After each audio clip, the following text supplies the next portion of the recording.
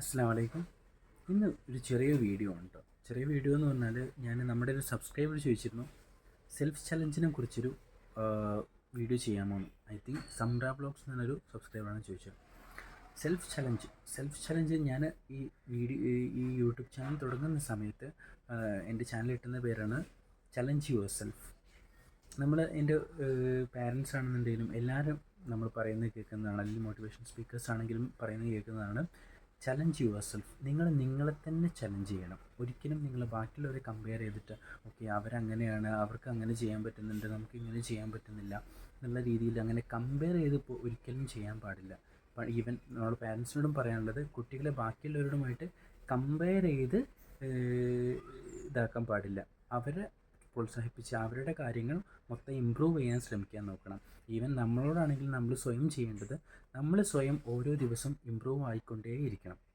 നമുക്ക് നമ്മുടെ ഡിഫക്ട്സും നമ്മുടെ ബെനിഫിറ്റ്സും എല്ലാ കാര്യങ്ങളും അറിയാം. ഈവൻ നമുക്ക് എന്തെങ്കിലും കാര്യങ്ങൾ ഇഷ്ടമാണെന്നുണ്ടെങ്കിൽ ആ ഒരു കാര്യത്തിൽ പരിപോഷിപ്പിച്ച് കൊണ്ടുവരിക, അതാണ് സെൽഫ് ചലഞ്ച്.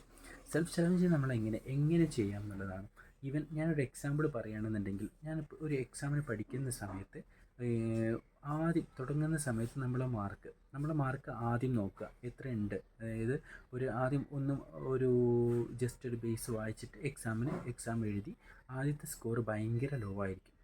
ഭയങ്കര ലോ ആവുന്ന സമയത്ത് ഒരിക്കലും നമ്മൾ ഡിപ്രസ് ആവാൻ പാടില്ല. ആ സമയത്ത് ചിലപ്പോൾ നമ്മുടെ കോമ്പറ്റീറ്റേഴ്സിന് അല്ലെങ്കിൽ നമ്മുടെ ഫ്രണ്ട്സിനൊക്കെ ഇതിനേക്കാളും മാർക്കുകൾ ഉണ്ടാവും. ചിലപ്പോൾ നല്ല സ്കോർ ഉണ്ടാകും, ചിലപ്പോൾ ഫുൾ മാർക്കൊക്കെ ഉണ്ടാകും. നമുക്ക് അത്ര മാർക്കൊന്നും ഉണ്ടായിക്കൊള്ളണമെന്നില്ല. സോ ഓക്കെ അവർക്ക് അങ്ങനെ ഉണ്ടല്ലോ, നമുക്കെന്താ അങ്ങനെ പറ്റാത്തത്. ചിലപ്പോൾ രണ്ടുപേരും ഒരേപോലെ പഠിക്കുന്നുണ്ടാവും, പക്ഷെ അതിനനുസരിച്ചുള്ള മാർക്ക് വരുന്നുണ്ടാവില്ല. സോ നിങ്ങൾ ചെയ്യേണ്ട ഒരേ ഒരു കാര്യം, നിങ്ങൾ ഓരോ എക്സാമിലും പിന്നെ വീണ്ടും പഠിച്ചുകൊണ്ടിരിക്കുക. ഒരു കാര്യം നമ്മൾ റിപ്പീറ്റ് ചെയ്യുന്ന സമയത്താണ് നമ്മുടെ തലച്ചോറിൽ അത് സ്റ്റോർ ആവുന്നത്. ഒരു പ്രാവശ്യം വായിച്ചുകൊണ്ടോ അല്ലെങ്കിൽ 2 പ്രാവശ്യം വായിച്ചുകൊണ്ടോ ഒരു കാര്യവും നമ്മൾ തലച്ചോറിൽ സ്റ്റോർ ആവുന്നില്ല. സോ ആ ഒരു കാര്യം റിപ്പീറ്റ് ചെയ്ത് നമ്മൾ സ്വയം ഇമ്പ്രൂവ്മെൻറ്റ് നോക്കുക. അതായത് നമ്മളിപ്പോൾ ആദ്യത്തെ എക്സാമിൽ ചിലപ്പോൾ കുറവായിരിക്കും, അടുത്ത എക്സാമിൽ ചിലപ്പോൾ വീണ്ടും കുറവാവാം അല്ലെങ്കിൽ കൂടുതലാവാം. ഓരോ എക്സാമിലും ഓക്കെ ഇനി അടുത്തതിൽ ഞാൻ ഇമ്പ്രൂവ് ആക്കും നല്ല രീതിയിൽ, ഒരു 5 മാർക്കിൽ ഇമ്പ്രൂവ് ആക്കും എന്നുള്ള രീതിയിൽ ആ ഒരു രീതിയിൽ പഠിക്കുക. അടുത്തത് ഇമ്പ്രൂവ് ആകും, ഇങ്ങനെ മെല്ലെ മെല്ലെ ഇമ്പ്രൂവ് ചെയ്ത് കൊണ്ടുവരിക. അങ്ങനെയാണ് നമ്മൾ സെൽഫ് ചലഞ്ച് ചെയ്യേണ്ടത്. പിന്നെ വേറെ ഞാൻ ഇസ്ലാമിക് ചലഞ്ചിനെ കുറിച്ച് പറയുകയാണെന്നുണ്ടെങ്കിൽ, ഇസ്ലാമിക് ചലഞ്ച് ആണെന്നുണ്ടെങ്കിലും ആദ്യം നമ്മൾ തുടങ്ങുന്ന സമയത്ത് ചെറുതിൽ നിന്ന് തുടങ്ങി മെല്ലെ നമ്മൾ ബെറ്റർ വെർഷനാക്കി തീർക്കുക. അതാണ് സെൽഫ് ചലഞ്ച്. പിന്നെ രണ്ടാമത്തെ കാര്യം, കമ്പയർ ചെയ്യാതിരിക്കുക. ഒരിക്കലും നമ്മൾ ബാക്കിയുള്ളവരോട് കമ്പയർ ചെയ്യാൻ പറ്റില്ല. കാരണം എല്ലാവരുടെയും ഐക്യു ഒരേപോലെയല്ല. നമുക്ക് ഓരോരുത്തർക്കും അവരുടേതായിട്ടുള്ള ഐക്യുകളുണ്ട്, അവരുടേതായിട്ടുള്ള കഴിവുകളുണ്ട്.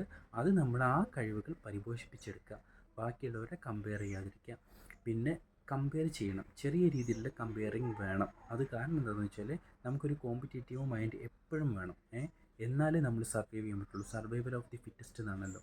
അതായത് നമ്മൾ ബാക്കിയുള്ളവരുടെ ചെറിയൊരു കമ്പാരിസണും കൂടി വേണം. ഓക്കെ അവർക്ക് ചെയ്യാൻ പറ്റുന്നുണ്ടെങ്കിൽ എനിക്കും ചെയ്യാൻ പറ്റും അങ്ങനെ ഒരു വിശ്വാസം വേണം. അല്ലാതെ ഓക്കെ അവർക്ക് ചെയ്യാൻ പറ്റുന്നുണ്ട്, ഇനി ഓക്കെ അവർക്ക് ചെയ്യാൻ പറ്റരുത് എന്നുള്ള അങ്ങനൊരു ചിന്തയൊന്നും പാടില്ല. അവർക്ക് ചെയ്യാൻ പറ്റുന്നുണ്ട് എന്നുണ്ടെങ്കിൽ അവരെ പോലെ എനിക്കും ചെയ്യാൻ പറ്റുന്നുള്ള തോന്നൽ വേണം. അതാണ് വേറൊരു version of challenge your self. പിന്നെ എങ്ങനെ നമുക്ക് ആ സെൽഫ് ചലഞ്ച് ചെയ്യാം എന്നുള്ളത്, ആദ്യം ഞാൻ റീസെൻ്റ്ലി ഒരു വീഡിയോ കണ്ടതാണ്. നമ്മൾ 17-ാം തീയതിക്ക് മുന്നേ ആ വീഡിയോ കാണുകയാണെന്നുണ്ടെങ്കിൽ നിങ്ങൾ ചെയ്ത് നോക്കണേ എന്നുള്ള രീതിയിൽ. അതായത് നമ്മുടെ 5 ഗോൾസ് നമ്മൾ എഴുതി വെക്കുക. 5 ഗോൾസ് എന്ന് പറഞ്ഞാൽ ഹെൽത്തിലാവട്ടെ, വെൽത്തിലാവട്ടെ, അല്ലെങ്കിൽ വേറെ ഇൻകത്തിലാവട്ടെ, എൻ്റർടൈൻമെൻറ്റ്സിലാവട്ടെ, അല്ലെങ്കിൽ നമ്മുടെ ഹാബിറ്റ്സിലാവട്ടെ, അങ്ങനത്തെ ഒരു 5 കാര്യങ്ങൾ നമ്മൾ വിഷ്വലൈസ് ചെയ്യുക അല്ലെങ്കിൽ എഴുതി വെക്കുക. എഴുതി വെച്ച ശേഷം അത് വിഷ്വലൈസ് ചെയ്തിട്ട് നമുക്ക് ജസ്റ്റ് ഗൂഗിളിൽ സെർച്ച് ചെയ്ത് നോക്കുക. അത് നമ്മൾ അതിൻ്റെ ഏതെങ്കിലും ഒരു ഫോട്ടോ നമ്മൾ സെറ്റ് ചെയ്യുക. അത് ഒരു ചാർട്ട് പേപ്പർ എടുത്തിട്ട് അതിൽ ഒരു 5 കാര്യങ്ങൾ എഴുതി വെക്കാം.